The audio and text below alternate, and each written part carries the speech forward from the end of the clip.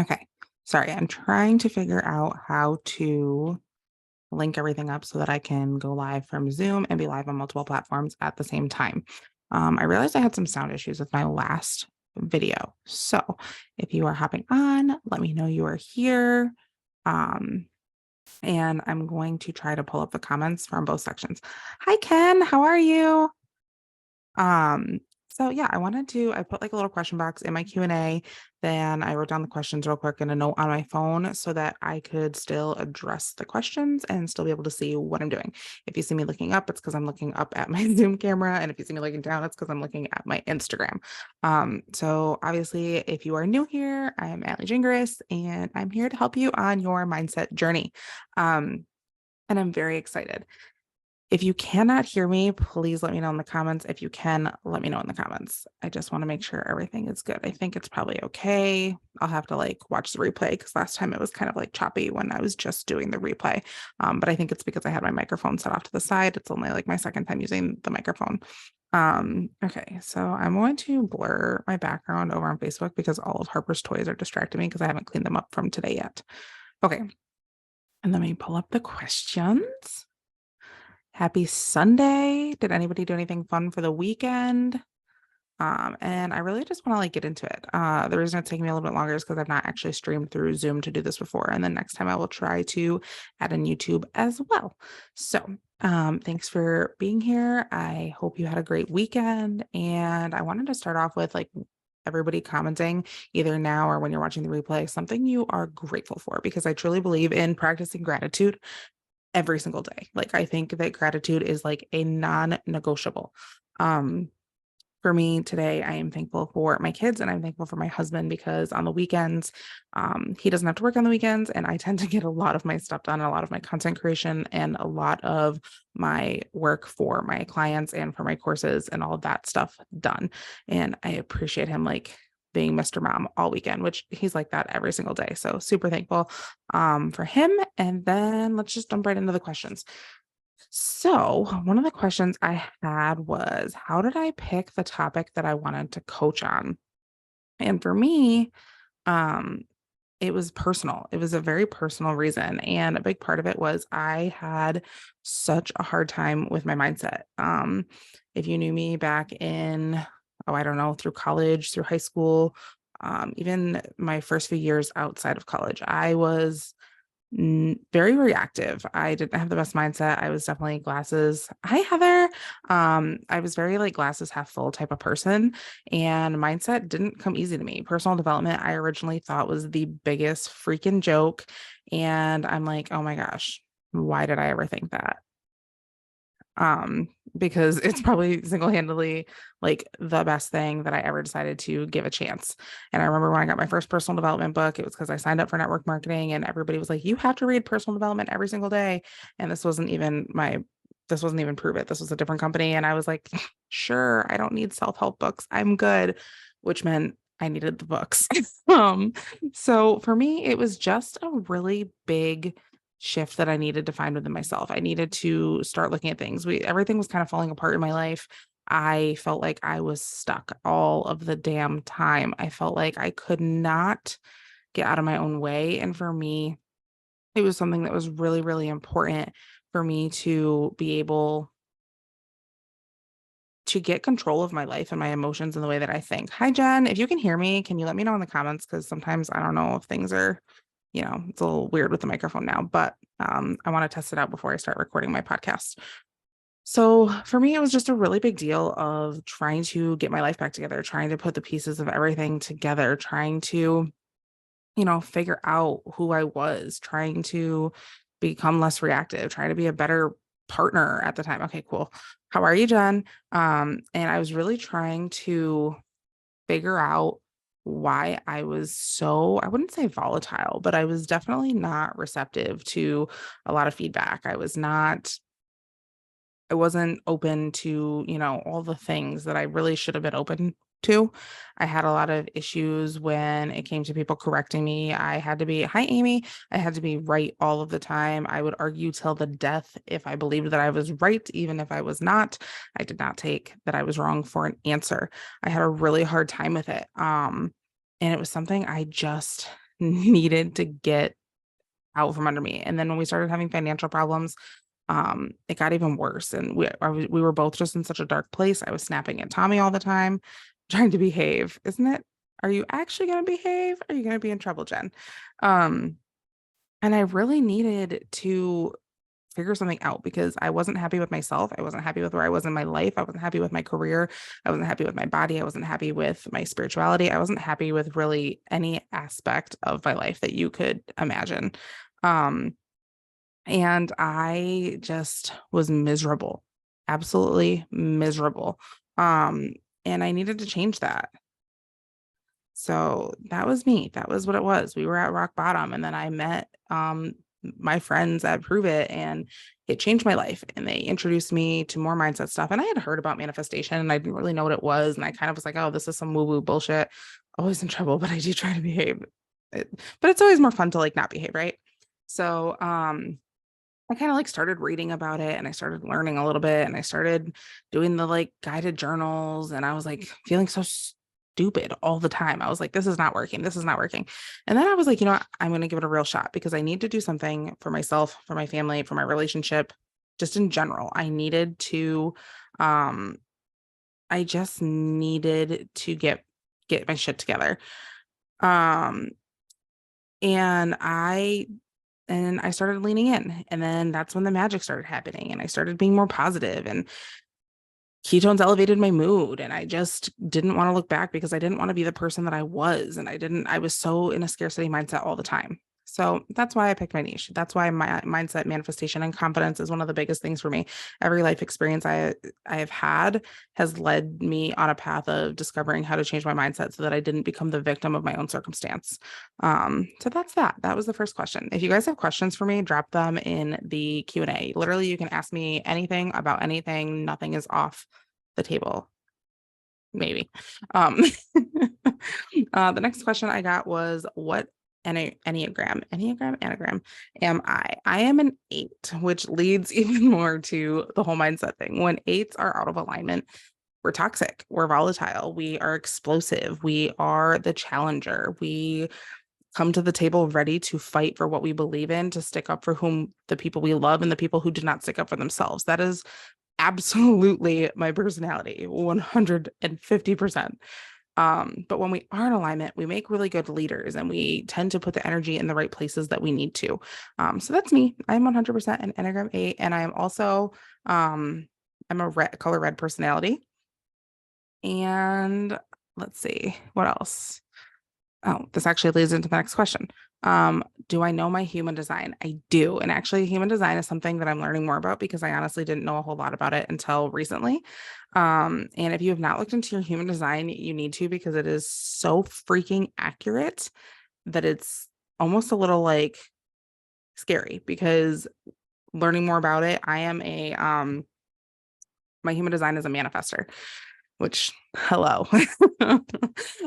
So it's like there's 5 types, I believe, and it's basically your energy blueprint and of your body. So manifestors like me are characterized as being independent, self-directed. We have a strong urge to make shit happen and initiate things. We have a very like consistent, reliable like life force, if that makes sense. But we also are very like open emotionally, and sometimes we can be sensitive to the emotions of other people and it can affect our moods, a little bit of like empath, if you will. um but one of the things is a strategy for me and how I manifest is I'm really good with specific manifestation, being really really clear about what I want. And for me, my strategy for helping others do that is informing people before I take action, helping people around me know my plans, my intentions. Basically, I don't avoid, but me being able and being an open book helps me avoid any pushback or resistance. This way I can maintain my independence. I don't like working for other people. I like very much doing my own thing. Um, we tend to be very naturally willing to take action on things. But sometimes we can struggle with authority and being told what to do, and that is me. So, um, if you have not looked at your human design, let me know and we can talk and I can figure it out for you. But it's super freaking accurate. Like my husband's is also next level accurate. Um, Best book I've read lately. Okay, so I've been talking about these books on my Instagram stories and all over the place, and I'm obsessed. And I don't know, they might be my favorite book series so far. And I know I'm going to be really sad because I'm on the last book, and I am reading Sarah J. Maas's Akatar. That whole series is incredible. It is fantasy. It's a little bit spicy, and I am here for all of it. Go buy the books. They're amazing. They are easy reads. And I am somebody who's a huge bookworm. So for me, I devour books. Let's see what else. And it for personal development books, I have so many. But right now, I'm also really, really enjoying Grant Cardone's Be Obsessed or Be Average. I really like him. I like how frank and candid he is. He's one of my favorites. Um, the next question was, is my husband supportive? Tommy is Tommy is the most supportive human being on the freaking planet. I have not ever in my life met someone as supportive of a partner as him. He supports my ideas even when they're crazy and people would think I was out of my mind. He is he's very he's very analytical compared to me. I'm very much like I lead with my heart, but I'm also like a researcher. I need to know everything about everything. So those parts of us like mesh really well together. But I'm like a dreamer, and I that comes down to the whole like human design thing, like to being like really innovative and creative. And for me, it's a big outlet. But anytime I get an idea, he's my number one supporter, my number one fan. And he, no matter what, has never faltered for me when it comes to that. And I'm incredibly thankful because he's a great partner. He's a great spouse. He's a great father. And we are 100, 100 in our marriage. Like there is no, like when one of us is down, we pick up for the other and we pick each other up and we keep going. That is just us. That is our marriage. Um, I know last time somebody asked, what do you do if you don't have a supportive spouse? And for me, it's hard for me to relate to that because I'm not in that situation, but I've not ever been the type of person who would allow somebody to tell me what to do. I've never been the type of person to be, I'm just not, that's just not my personality. That's not, I wouldn't ever be with somebody like that, but that's me. Everybody's different. Okay. Next question. Okay, this is a good one. How do you take care of your mental health as a mom that works at home? And then the next question is kind of similar. How can you balance work and kids? Okay, so obviously I get to make my own schedule, which has been amazing. And I've been able to do that with network marketing. I'm able to do that now with coaching. I don't have as much flexibility when it comes to like I give my availability to my clients and then they book their time for me for their sessions. My sessions are 60 minutes long. So I do have to kind of like finagle things around. Tommy also works from home. And I know that that's not everybody else's like situation. But for us, it works. Like that is the best thing that we could work out for us. His job is incredibly flexible. So we take turns. We kind of like switch off. Like in the morning, I stay up really late because that's like when I'm really creative and I get like my second wind of energy and that's when I like want to do my things. So I stay up late. Sometimes I go to bed at the same time as him, but not all the time. And then he wakes up. We both wake up early, depending on like the kids, because the baby doesn't really sleep past 6. That's what I keep looking at behind me because he's in like the little pack and play type thing. And Harper wakes up around like 6, 5 some mornings. So I'm just turning the brightness on my screen up because my computer just switched to night mode. So yeah, so I don't really ever sleep in past 7 max, but he does breakfast for the kids. He does like first bottles. He does all those things. He is like 100% while he's like answering phone calls and he's on meetings and he's doing his like crazy engineering shit that I don't understand. Um, so for me, it's a very much a balance of like when he has a meeting, I've got the kids. When I got something to do, I've got the kids, or he's got the kids. Which is we're back and forth. We work together. We talk about our day. It helps. It works. I don't know how somebody would do it. I'm sure it's possible, but I don't know how you would do it if you had no help at home because it is hard to focus sometimes. And, Harper pops in my lives or whatever, and it's fine. It's real life. That's me being a mom, and she's my first priority. And everything else comes after my kids and my marriage. So, and then as for my mental health, I really, really First of all, if you are having any hard time with anything mental health wise, please seek help. There is nothing wrong with seeking help. I encourage it. I think everybody can benefit for it. Um, what I do is not the same as a therapist. We are not the same. I cannot diagnose you. I cannot treat you. I can help you with different things, but it's not the same thing. So if that is the case, please speak with your healthcare professional. But for me, I take time for myself. I listen to podcasts. I read. I fuel my mind. I do things that fill my cup and make me happy. If there's a night where I'm burnt out or I need a break, I take the break. I listen to myself. I listen to what I need.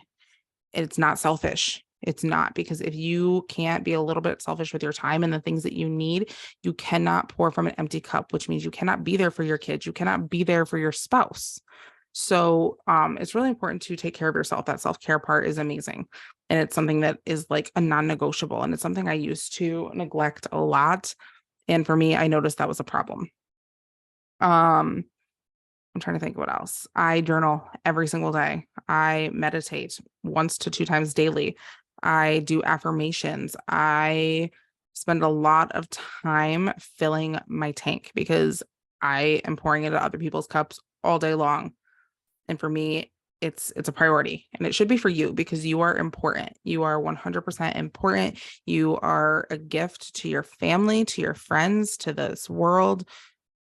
Prioritize your mental health and self-care. I promise you, you will not regret that. Um, Somebody asked, since you're creating a course, is it hard to do?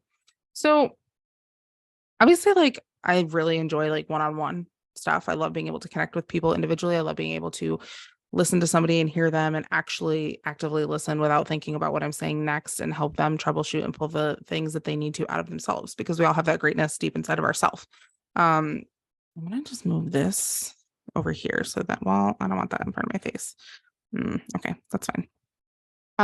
So for me, the one-on-one stuff I love. However, I want to be able to help more people than I can in a one-on-one situation because I only have the capacity to do, a couple clients every day. Like I said, I'm taking 10. I have 10 spots right now for one-on-one clients.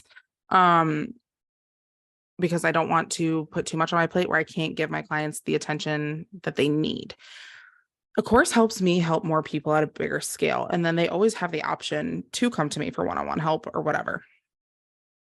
I think that if you're going to create a course, it needs to be something you're passionate about, something you enjoy, something that comes effortlessly to you, or you had an experience that you lived through or that you went to school for, something that you enjoy. Because if you don't enjoy what you're doing, creating it will be hard.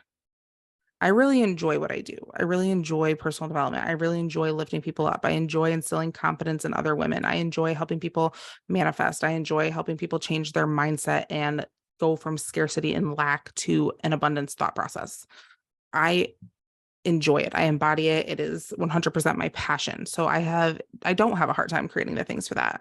Um, for me, it's like making sure that I stay structured and like on track, right? That's the part that's a little bit harder, especially with the kids. So when I'm giving out myself deadlines and things like that, I have some hard deadlines, I have some soft deadlines. But no, it's not. And if you want to learn more about it, like the technical aspect of it, um, message me and we can talk because I took a course that taught me how to do the technical part. Because I'm not super techie, all my IT stuff I go to my husband for. Um, but we can talk about that if you have questions. Let's see. Can you actually learn confidence? Yes, I think you can. And confidence is one of those things that it's really easy to have your confidence destroyed. It's really easy to have people tear you down or have experiences where your self-esteem was kind of knocked down pegs and you have to build it back up, or you go through something and it tests your confidence, it tests your self-worth, it tests your belief, it tests everything. Um, However, you can learn confidence.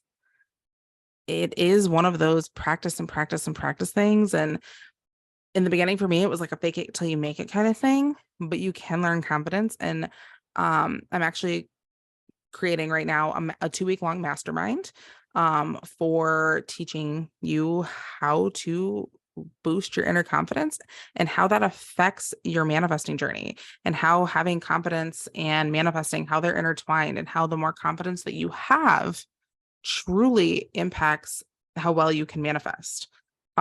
Because the more belief you have and the less self-doubt that you have makes a massive difference.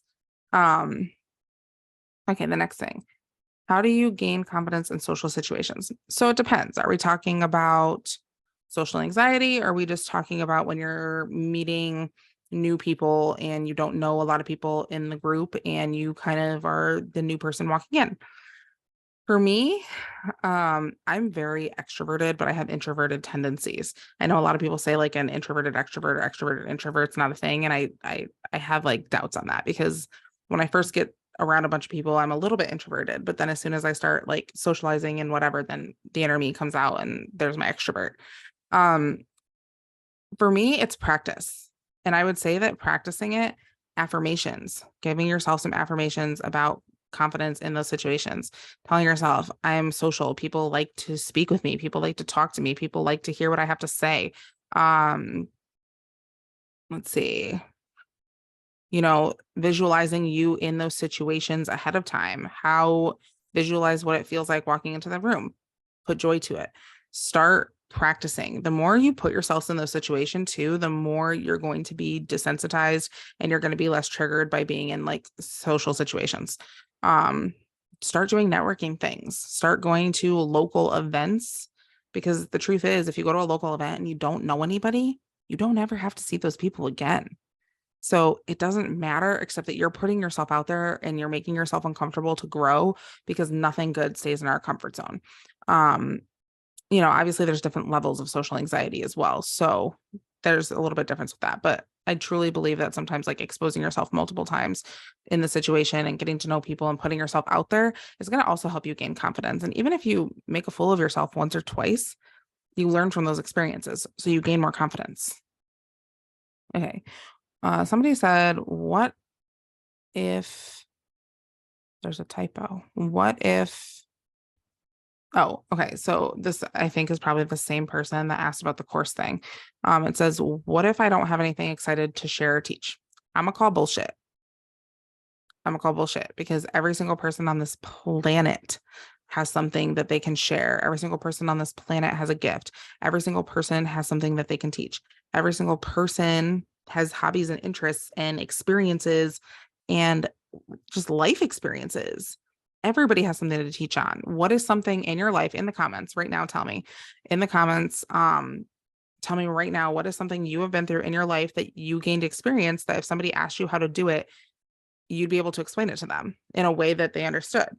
For example, my husband just hopped on here, which is funny because he's not downstairs, but like for him, like I used to ask him for help like in college for like homework help, like physics help, because that shit came easy to him. He's a good teacher. He was able to break it down for me in a way that I understood without making me feel stupid. Like basically put yourself in somebody else's shoes. Who were you 5 years ago, 10 years ago, whatever you went through, whatever that time was? Who were you then?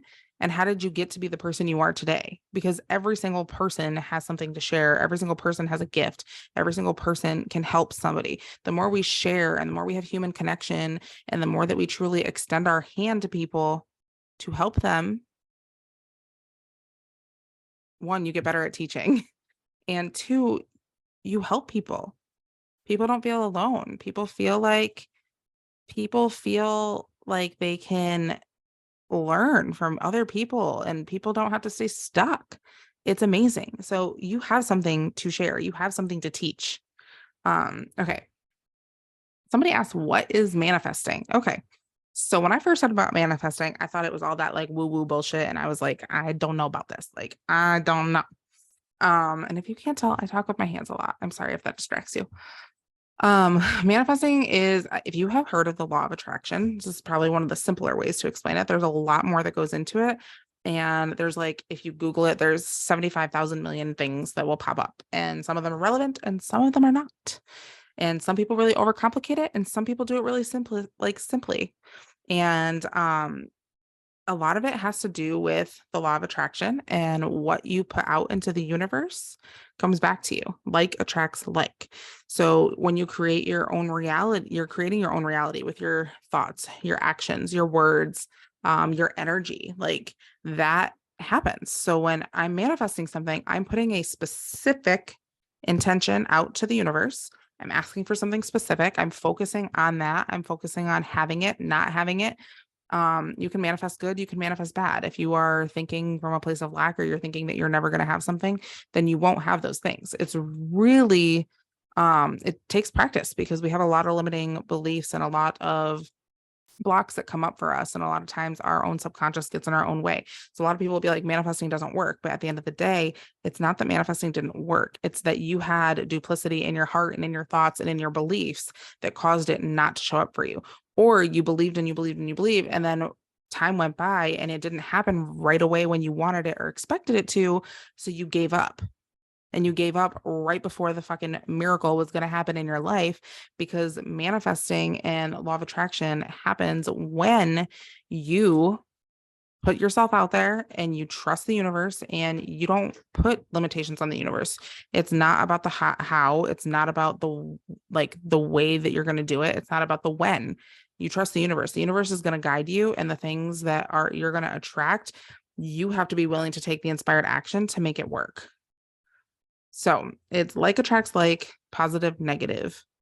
Um, like your energy and your frequency that you're putting out is reflected back to you in whatever comes your way. And you can do it really intentionally, and it's really actually a cool process. Okay, the last and final question that I have is, oh cool, this is right around the time frame that I want to keep. I didn't want to keep it more than like 30-ish minutes. Uh-oh, baby's good.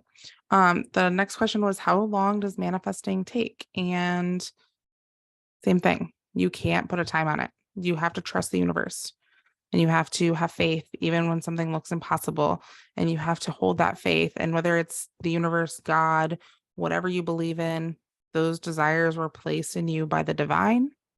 Those desires are on your heart for a reason. And if you felt it, you thought it, you dreamed it, that is meant for you. But we can't put, like, when I'm setting my manifestation, I can put a deadline on it, but that doesn't necessarily mean it's going to happen by that time. And it's going to also depend on how quickly I can get my belief behind it, how quickly I can get my energy behind it, how quickly I can get my feelings and my thoughts and my words behind it. I'm not saying that you have to be happy go lucky, joyful every single day, because that's just also not real life. But you have to, it really depends on those things. And again, you can't just like go outside and be like, I'm going to be a millionaire tomorrow. And then it doesn't happen. And then you're like, well, this does not work. Well, one, do you actually believe that you'd be a millionaire tomorrow? Because like a lot of people have a hard time manifesting money, and that's because they put limitations around what they can get behind.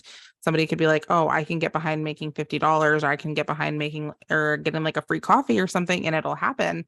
But they overthink the higher amounts of money or whatever the goal is, and they make it more complicated, and they associate more meaning to it, and they attach themselves to the outcome more. And at the end of the day,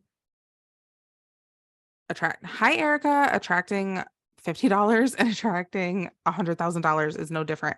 Money is energy. It is all encompassing. But there's no actual deadline. So it really depends on you, your beliefs, your energy, your frequency, your vibration, all of that. I'm not just like listening to him whine. Tommy's behind me. Um, so yeah, that's that. And if you have any more questions, let me know. I love doing these actually. Um, I've been trying to go live a little bit more. It's been a little bit harder with having two kids, because I used to literally go live almost every single day, and I miss doing it. I miss connecting with people this way. So if you have questions, let me know. You can always message me. I'm really excited. If you want more information on the confidence stuff that I talked about, I don't know. I have to look back and see who messaged me that and message them, but there's a free guide in my bio on all of my platforms. And that guide is like 10 tips to boost your confidence while basically empowering your manifesting journey. It'll help you boost confidence. It's a good way to get started, but I'm also doing a 2-week mastermind that I talked about. So, more details on that if you have questions. And I hope everyone has an amazing night. And I hope you had a good weekend. And I will talk to y'all soon. Bye.